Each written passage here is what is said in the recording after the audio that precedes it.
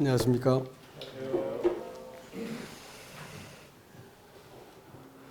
우리 젊은 형제님이 아주 합당한 교제를 잘 해주어서 감사합니다. 저도 조금 더 이렇게 그 내용을 이렇게 보강을 하고자 합니다. 이제 뭐 이렇게 이런 일들을 만나게 되어지니까 우리가 이 사회적 현상에 대해서 그리스도인으로서 어떤 이 받는 공격에 대해서 성경적인 대답을 좀 이렇게 해드려야 되겠다라는 생각이 들어졌어요. 또 그런 요청들이 또 있고 하니까 제가 오늘 몇 가지 한번 말씀을 드려볼까 합니다.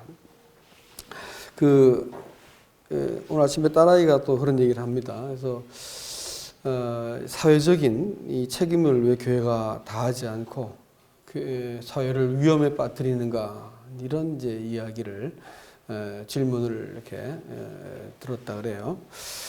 이제 그 점에 대해서 이제 우리가 사실을 근거해 가지고 또 우리가 또 이성을 사용해서 어떻게 이런 질문들을 대답할 것인가에 대해서 한번 여러분께 말씀을 함께 나누고자 합니다. 이제 사회적인 책임이라고 하는 것은 문제를 바라보는 관점에 따라서 일단 접근하는 방식이 다르다고 생각합니다. 하나님이 없다고 생각하고 하나님이 창조하지 않았다, 주관자라는 사실을 믿지 않는다면 그 문제를 푸는 방식이 틀리겠죠. 그러나 이제 하나님이 계시다고 생각하고 하나님이 모든 것을 주관하신다라고 본다 할 것 같으면 문제를 접근하는 방식도 달라야 된다고 생각합니다. 성경에서는 이 온역에 대해서, 전염병에 대해서는 일관되게 한 가지 목적으로만 온역이 사용되었다는 것을 성경이 아주 분명하게 말씀하고 있습니다. 딱 한 번에 해도 그냥 허투루 우연히 그런 이 온역이 일어난 예가 없다고 하는 사실입니다. 성경에서 말하는 온역은 철저하게 하나님의 징계의 방식이었습니다. 그래서 이 온역이라고 하는 그것은 출애굽기에서 제일 먼저 등장을 하는데, 출애굽기 5장에 볼 것 같으면 하나님의 백성에 대해서 바로가 주권을 행사하려고 들었어요. 내 백성이니까 못 내주겠다.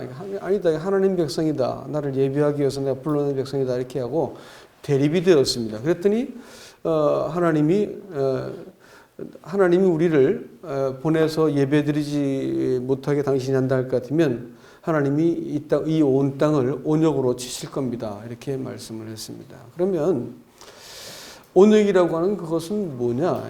그것은 우리가 아는 것처럼 바이러스나 세균이나 이런 것들은 사실 세상에서 가장 작은 생명체입니다. 지금 무서워하는 바이러스는 DNA도 없는 RNA밖에 없는 외쪽 그 정보 체계를 갖고 있는 아주 작은 것입니다. 그런데 사람이 하나님의 주권을 거스려 버렸을 때 하나님께서 이 만물도 사람을 거스르게 만드는 징벌을 주셨어요. 이 징벌을 통해서 사람은 자기가 흙에서 나와서 흙뿐이라는 것을 이제 깨닫게 만들고 하나님께 돌이키도록 하시기 위해서 하나님께서 이 땅을 수고와 슬픔과 허무 가운데 살게 하면서 하나님께 회개하도록 하기 위해서 이 땅을 거스르게 만들어 놨습니다. 그래서 멀쩡하던 땅이 갑자기 이렇게 전염병이 돌아서 수많은 사람들이 죽었던 예가 성경에 곳곳에 나타나는데 반드시 특징이 있습니다. 그 특징이 뭐냐면 아까 이 바로와 같이 하나님의 주권에 대해서 도전을 하기 시작할 때 하나님은 즉각적인 어떤 그런 일들을 행하셨다는 것을 알 수가 있습니다.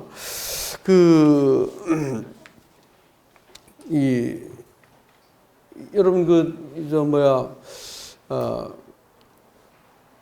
출애굽기 30장을 읽다 보면 또 더 재미있는 얘기가 나오는데, 그것은 뭐냐면 30장 12절에 볼 것 같으면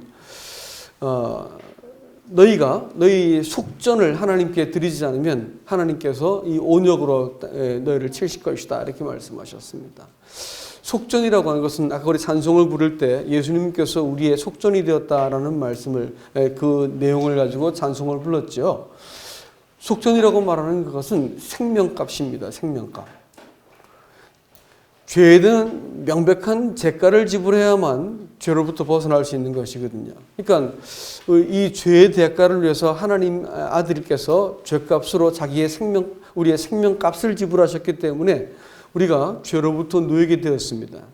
그래서 이 그리스도의 피로 구속을 받은, 다시 말하면 그가 우리를 구매하신 사람들은 이 사실을 하나님 앞에서 인정하고 고백하게 만들어 놓으셨어요. 이것은 해마다 속전을 드리는 것입니다. 물론 작은 돈이었지만 성전을 위해서 사용될 수 있도록 속전을 내게 만들었어요. 속전을 드릴 때마다 반세겔씩 내게 만들었는데, 낼 때마다 생명은 하나님께서 나를 사신 것이라는 것을 고백하게 만들어 놓으신 것입니다. 이것을 거절하면 하나님이 우리를 구속하셔서 소유하셨다고 하는 소유권에 대한 도전이 됩니다. 그럼 뭐가 또 일어나야 돼요? 하나님 우리를 보호하셔야 될 이유가 없어지는 겁니다. 그렇기 때문에 온역이 또 일어나는 거예요.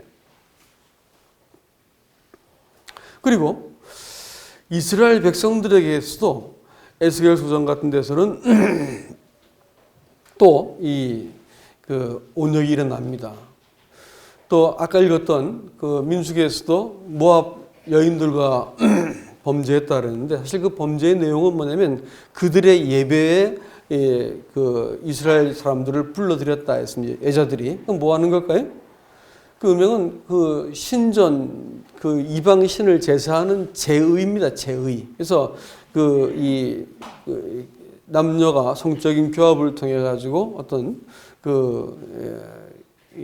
신비한 어떤 그 제의를 하는 것입니다. 그렇기 때문에 그것은 누구를 섬겼냐면 마땅히 만물의 주권자이신 하나님을 섬기지 않고 우상을 숭배할 때 하나님께서는 즉각적으로 또 이렇게 이 온역을 보내가지고 심판을 머물지 않았습니다. 해버렸습니다. 하나님이 마땅히 이 경외하심을 받아야 되는데, 하나님이 만물의 창조주이신 주권자이신데 그것을 없이 여기고 이 호기심을 가지고 법궤를 열어본 일들이 이 사사기에 읽어볼 것 같으면 7장인가에 이 베세메스 사람들이 법궤 뚜껑을 이렇게 열어봅니다. 그리고 나서 온역이 해가지고 수만 명이 또 죽임을 당하게 됩니다. 하나님은 이 일에 있어 가지고는 절대로 업신여김을 당하지 않으세요. 심판도 명확합니다. 여러분 계시록에 볼 것 같으면 온역과 기근과 칼이라고 불려지는 이 세 가지가 심판을 하는 방식인데, 그것은 전쟁과 그 기근과 그 다음에 이 전염병이라고 하는 그것이 마지막 때 이 하나님이 세상을 심판하시는 어떤 그 방식이 될 것입니다. 하나님이 지금 붙들고 있으니까 이것이 막혀지고 있는데, 사람들이 범죄할 때 그것을 놓아버리시는 거예요. 그러면 이것이 일어나가지고 우리가 큰 고통을 당하게 되는 것이 성경에서 말하는 것입니다. 다윗이 돌연 하나님이 이루신 그 나라를 보고 갑자기 이건 내가 이렇게 이루었지 해가지고 인구를 세기 시작하면서 내가 얼마나 대단한 사람인지를 볼래 하면서 인구를 세기 시작했어요. 하나님께서 또 세 가지를 옵션을 줍니다. 또 칼로 너 대적에게 쫓길래, 기근을 만날래, 아니면 온역이 있을까? 이 세 가지는 언제나 하나님의 심판이라니까요.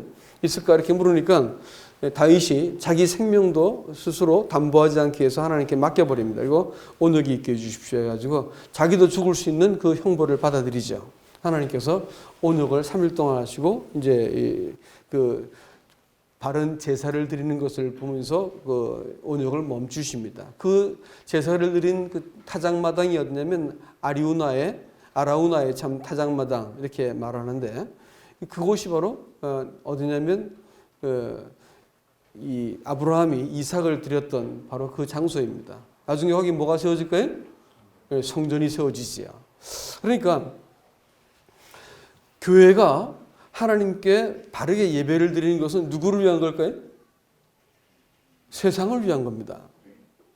정확하게 말하면 우리들의 이기적인 구원을 위해서, 또 신앙적인 영적인 어떤 그 채무감을 덜어내고 또 영적인 어떤 그 욕망을 채우기 위해서 우리가 교회를 나와서 예배드리는 게 아니에요. 위험을 무릅쓰고. 엄격히 말하면 뭘까요? 세상을 위한 것입니다. 우리가 이것을 하지 않으면 망해요, 망해. 아십니까? 하나님이 창조하신 이 만물은 하나님 것이라고요. 누군가 고백해야 할 거 아니에요. 예배를 드려야 할 거 아니에요. 그렇죠? 그렇기 때문에 우리는 이 점에 있어서 명확하게 하나님 앞에 고백을 해야 된다는 것을 잊지 않기를 바랍니다. 그 다음에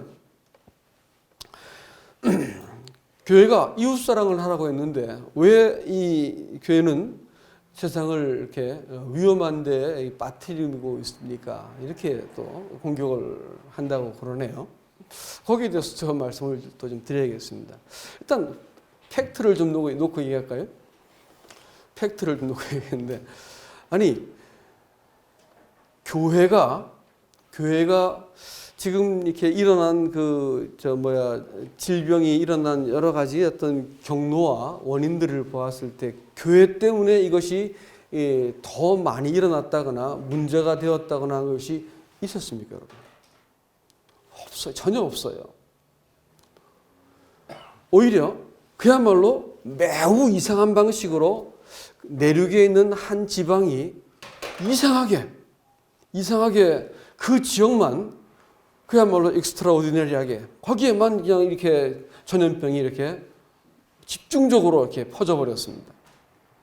그리고 이상하게 한 그 집단이 미움을 대표적으로 받는 이 아주 고약한 종교 집단이 기독교가 아니죠. 그건 기독교는 하나님을 믿는 종교인데 이건 하나님 믿는 종교가 아니고 사람을 믿는 종교가 아니에요. 이게 종교가 아니고 이건 기독교가 아니죠. 근데 아주 매우 이상한 방식에 있는 그 사람들에게 집중되어 가지고 그 사람들이 또 대구만 있는 것도 아니고 뭐 다 여러 지역에 다 있는데 이상하게 대구에서 난 그 사람들한테만 집중적으로 발병이 일어난 거예요. 근데 그것을 이상하게 그 프레임을 기독교에다 딱 씌워가지고 교회가 이런 문제를 일으킨다 해가지고 특별히 오늘 또 매주마다 이렇게 친절하게도 교회로 모이지 말라는 말을 하더니 오늘은 특별히 8일은 모이지 마십시오. 이렇게. 다음 주 보세요. 또 다음 주에 16일 날 모이지 마십시오. 이렇게 말할 거예요. 많은 이 전문가들이 하는 얘기가 앞으로 이것이 왜 우리가 냉정하게 봐야 되냐면 걸리면 아무 증상이 없는 거예요. 이번에 일본에서 페리에서 이렇게 폐렴 걸려서 이렇게 페리를 봉쇄했지 않습니까? 근데 미국 사람들 14명을 빼놓는데 단 한 명도 증세가 없어. 근데 확진자들이에요. 증세가 없어. 병에 걸렸는데 증세가 없는 거예요. 그러면 이 사람들이 돌아다니면 어떻게 될까요? 다 퍼뜨리는 거죠. 근데 어떤 사람은 증세를 갖고 있다가 그냥 나아버릴 수도 있는 거라는 거예요. 다시 말하면 감기 같다는 거예요. 그래서 그분들이 의사들이 뭐라 하냐면 감기, 독감, 인플루엔자, 독감하고 그다음에 이 소위 코로나19라고 하는 이 병하고는 이 세 가지는 아마 겨울철이 되면 익숙하게 우리가 친해져야 할지 모른다. 이렇게 말을 하는 거예요. 그런데 이상하게 치사율이 사스나 메르스와는 비교도 안 되게 위험하지 않은 것인데도 불구하고 중국에서도 그렇고 태국에서도 그렇고 이상한 방식으로 한 곳에 집중이 되어가지고 또 이상한 방식으로 봉쇄를 시켜가지고 이상하게 희생자를 많이 만들어내는 여러분 좀 객관적으로 보면 상식적이지 않은 거 아닙니까 이거? 그리고 통계로 보더라도 기독교가 전혀 이 문제에 대해서 더 많이 어떤 그 환자들을 양산시켰다 없어요 전혀 없다고요. 근데 이것을 가지고 마치 교회가 이 문제를 자꾸 일으킨다는 것처럼 이렇게 말을 하고 공격을 하고 그 이슈를 몰아가는 것에서 경계하셔야 됩니다. 이 점에 있어 가지고는 교회가 왜 이웃사랑 하려 했는데 어려움을 빠뜨리는가 이 문제에 대해서는 팩트부터 먼저 짚어나가야 된다는 것을 여러분께 말씀을 단호하게 드리는 바입니다. 우리는 여기에 우리의 구원만을 위해서 다른 사람을 희생시키러 모인 것이 아니라고 말씀드렸죠. 종교적인 어떤 욕구를 채우기 위해서 모인 것도 아니고요.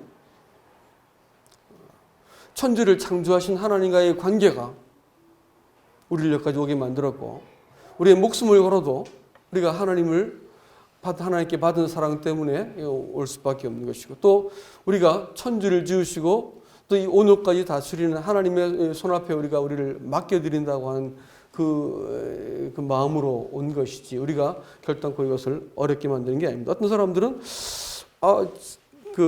집에서 예배드리면 더 좋지 않겠습니까? 다 그리스도인들이 뭐 집에서 예배 드려도 되는 것인데 이렇게 얘기를 합니다. 매우 맞는 얘기죠. 사실 그것도 사실이기도 하고요. 가정에서 가정교회로 모이면 어떻겠습니까? 몇 가정에 모여서 좋은 얘기입니다. 그러나 여러분이 두려워하는 것처럼 두려워하는 바는 뭐냐면 가정교회로 모이면 더 위험한 거 아시죠? 더 위험해요. 예?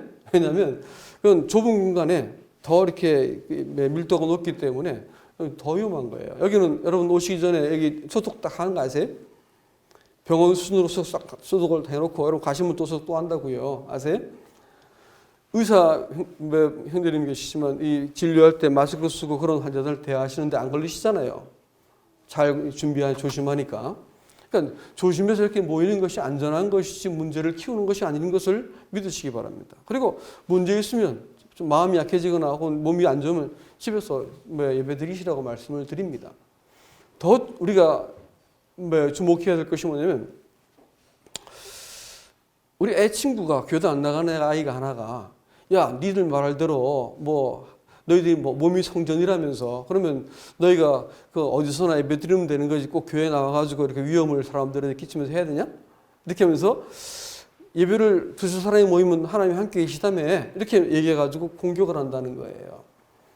우리 교회는 가정 모임으로 모이기 때문에 특화된 데예요. 그런 거 명수입니다. 잘 할 수 있어요. 그렇지만 지금은 절대 아닙니다. 왠지 아세요? 그건 잘 생각해 보세요. 그렇게 하는 그것은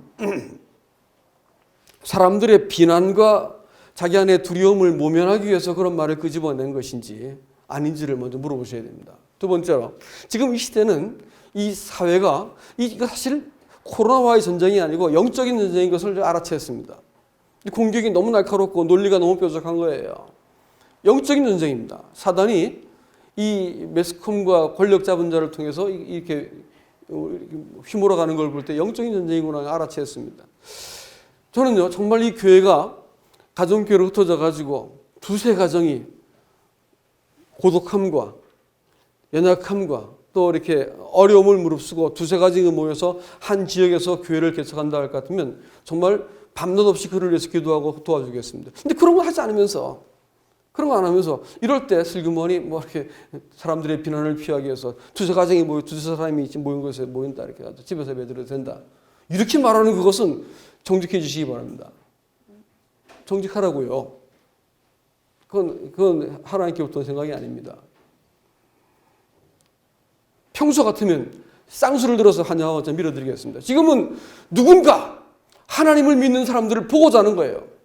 똑같이 벌벌 떨고 똑같이 비겁해지고 똑같이 뒤로 가가지고 이렇게 움츠러드는 사람들은 나중에 올수록 제가 하는 말씀드린 거지만 니랑 나랑 뭐가 틀린데 내가 네가 믿는 예수를 내가 왜 믿어야 되냐 이렇게 말할 거 아니겠어요.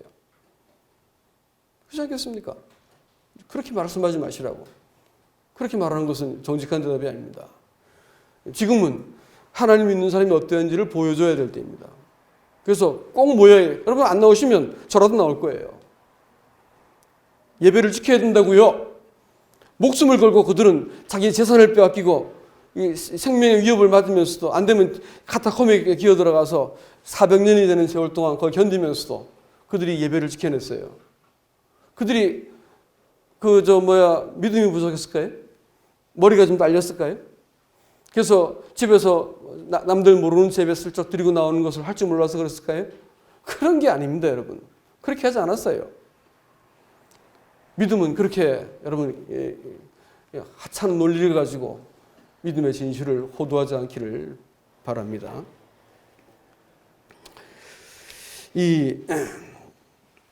또 고약한 질문이 그 허세 부리는 거 아니냐. 그 전아무개 목사를 봐라 이게.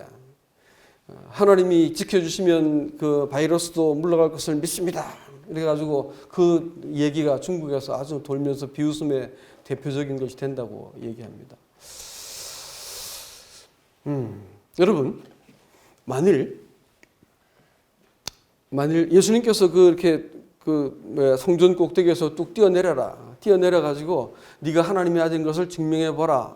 이래가지고 말하니까 하나님이 예수님이 주 하나님을 시험하지 말아라 이렇게 얘기했습니다. 우리가 이렇게 감염의 위험에 있음에도 불구하고 모이는 그것은 그래 하나님이 지켜줄 거라고 믿는 그것은 그거 하나님 시험하는 거 아니냐 이런 이제 논리를 갖고 공격을 하더라고요. 상당히 논리가 무섭죠, 그렇죠? 그러나 여러분 가만히 생각해 보세요. 예수님께서 만일 거기서 뚝 뛰어내렸다면 예수님은 무지하게 쉬운 방식으로 뭐가 될까요? 메시아가 됩니다.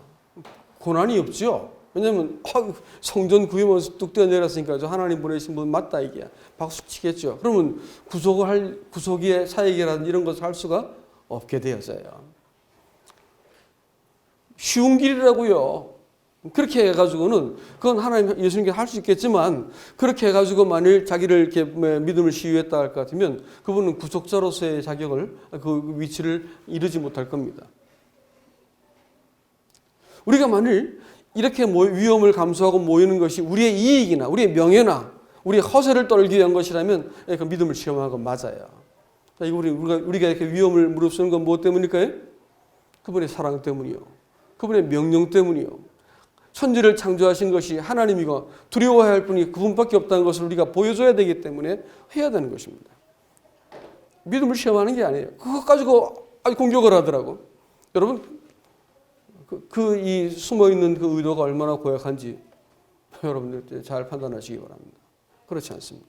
우리는 하나님을 시험하는 게 아니에요. 하나님을 신뢰합니다. 두려움이 없다는 게 아니에요. 나 두려워요. 두렵다고요. 여러분 다 이렇게 끌어안고 있는데 두렵습니다. 그러니까 두려움은 맞서야 될 문제지 두려워하지 말라는 말이 아니에요. 두려움 맞서야 되는 거예요. 그게 믿음이죠. 믿음은 두려움이 없는 게 아니고 두려움을 맞서는 게 믿음이라고 본회포가 얘기하더라고. 살아있는 권력 히틀러가 죽이려 들었어요. 그렇지만 그렇게 해서 안 된다는 거예요. 두렵지만 하나님이 계시다고 진리가 이렇기 때문에 내가 너한테 동의할 수 없다고 했어요. 그들이 막 법을 만들어가지고 기독교인들을 이렇게 두렵게 만들었어요. 지금도 비슷한 일이 일어나고 있습니다. 국회를 동원해서 우리가 교회로 모이는 것을 막으려 들고 있습니다. 네로는 기독교인들에게 이 로마 화제의 그걸 뒤집어 씌워가지고 기독교인들이 카니발리즘, 이 사람을 이렇게 피를 먹고 마신다고 하는 이 오해를 불러일으켜가지고 사람들 기독교인이라는 말을 하기 부끄럽게 만들어서 막 몰아세우고 죽여도 된다고 하는 정당성을 그렇게 확보하기 위해서 아주 여론을 막 가지고 장난을 쳤습니다. 비슷한 일이 벌어지고 있어요. 여러분 실체보다 두려움은요 1000배 만배 큰 거 아세요? 버팔로 아시죠? 버팔로가 이렇게 떼를 지어갈 때 사자들이 서너 마리가 쓱 들어서 달려들면 그 덩치 큰 버팔로들이 무서워서 막 도망다녀요. 그러다 한두 마리가 뚝 떨어지면 어린 것이 떨어지면 쫓아가서 득달같이 달려서 잡아먹습니다. 그러면 그 어미가 보고 있다가 안 되겠거든요. 쫓아가요. 쫓아가면 그 수많은 버팔로가 도망가는데 그 어미가 쫓아가가지고 들이받는 거예요. 그러면 그 뿔에 찔려서 사자가 죽더라니까 밟혀 죽기도 하고요. 기새끼 지킨다고. 실제로 딱 맞서보고 나면 꼼짝을 못해. 사자들이 말이죠. 쭉 대여섯 마리가 원을 그리고 딱 둘러쓰더라고 초원에 보니까. 그러니까 못 덤비들더라고. 뿔로 들이박히니까 사자가 완전히 고양이 돼버리더라고. 아무것도 아니야. 근데 자기는 이 두려움을 직면하고 싶지 않으니까 쫙 피하는 거야. 그러니까 집단 심리가 일어나가지고 공포가 그 거대한 무리들, 그 산만한 덩치를 가지고 이 자기의 큰 그 힘을 믿지 못하고 그냥 도망다니는 거야. 집단 심리가 그걸 두렵게 만들어 버렸어. 그래가지고 이 버팔로들이 말이지. 그야말로 조그만 사슴 한 마리도 안 되는 거야. 막 도망다니는 거야. 딱 맞서면 아무것도 아닌데 그 두려움이라는 것은 천배만배 사람을 이렇게 미리 지레 겁을 먹게 만드는 거예요. 권력자들이 뭘 갖고 통치하는 줄 아세요? 독재자들이? 두려움입니다. 여러분 아세요? 잘 생각해 보라고요. 권력자는 심지어는 그 뒷골목에서 이렇게 겁을 해가지고 칼로 찌르고 하지 않아도 미리 겁을 딱 줘가지고 그냥 지갑 털어내고 꼼짝 못하게 만들어 버리는 것이 이 주목들의 세계에 겁을 주는 거예요. 나 이게 센데 말이야 이렇게 말하고. 하나님이 만일 우리가 우리가 만일 이 두려워할 것 같으면 그 히브리서 2장 그 15절 말씀해 볼 것 같으면 그 죽기를 무서워해서 일생에 매어서 종 노릇한다 이렇게 말했습니다. 두려워하는 대상이 뭐가 된다고요? 종이 되는 거예요. 우리가 두려움을 갖고 이렇게 장난을 치고 있는 이 마귀의 종이 될 것인지 하나님을 우리가 주권자라고 인정할 것인지 결정하셔야 됩니다. 두려워한 자의 종이 되기 때문에 그러합니다. 그리고 잠언 29장 25절 말씀에서는 두려워한 자는 사람을 두려워하면 올무에 잡힌다 이렇게 말했습니다. 사람을 두려워하면 올무에 잡힌다.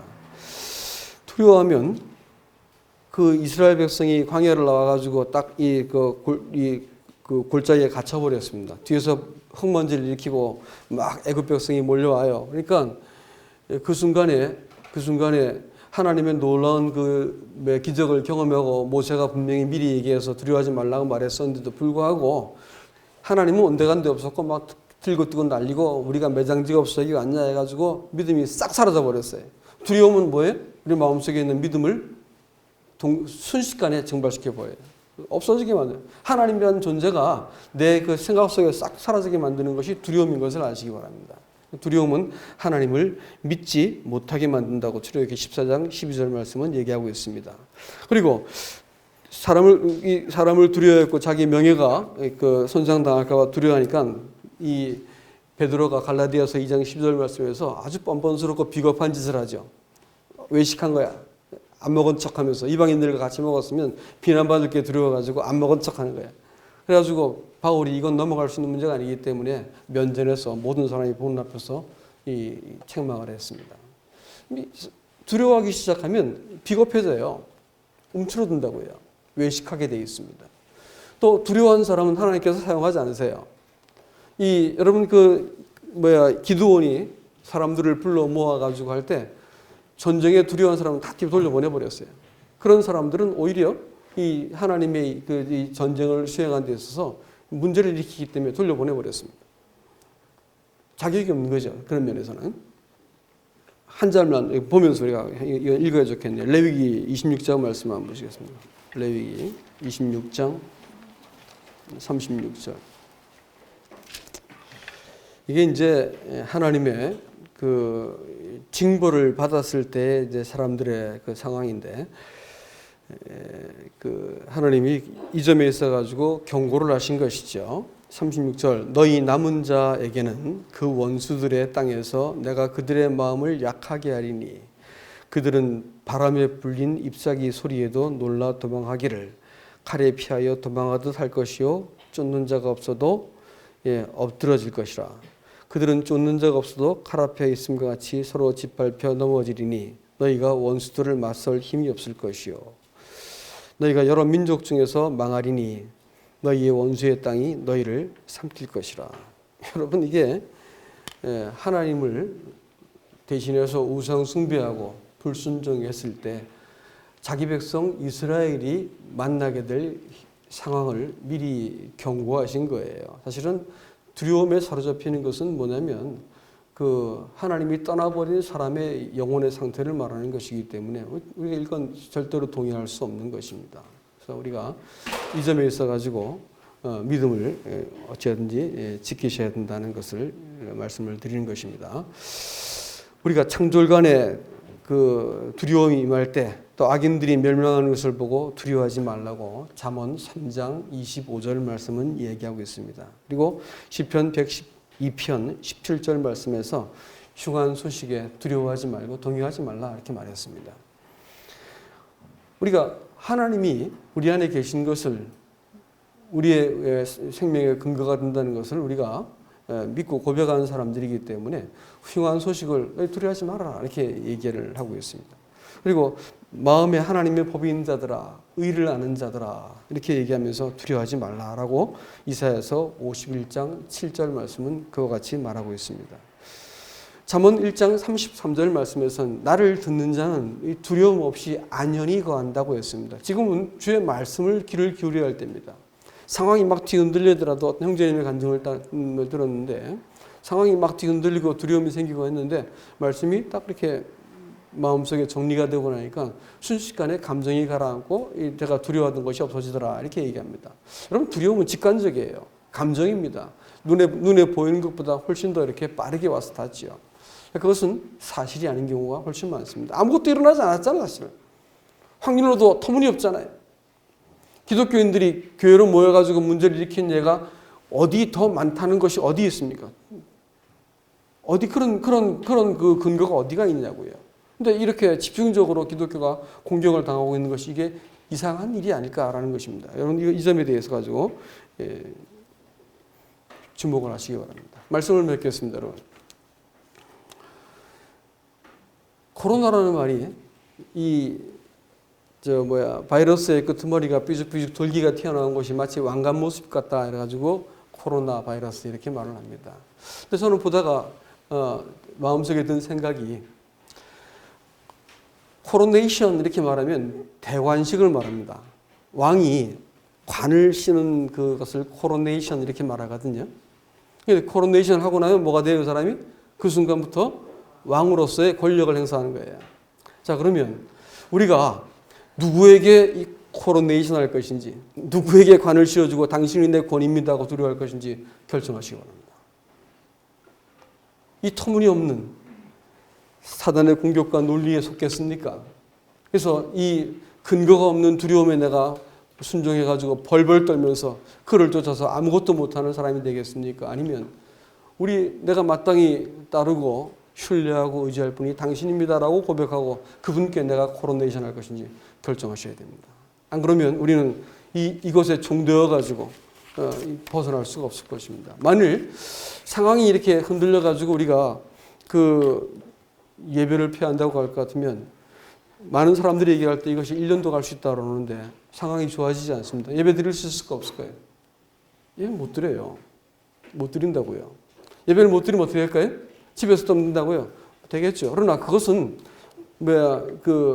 우리로 하여금 아무것도 할 수 없는 형편없는 사람들이 되게 만들 것입니다. 그래서 안 됩니다. 이럴 때 우리가 이 논리에 속지 않고 진리에 의거해서 이성을 사용하시기 바랍니다. 그리고 믿음으로 하나님 그분이 당신의 나의 권위이십니다라고 고백할 수 있는 이 믿음을 사용할 수 있기를 주님의 이름으로 부탁합니다.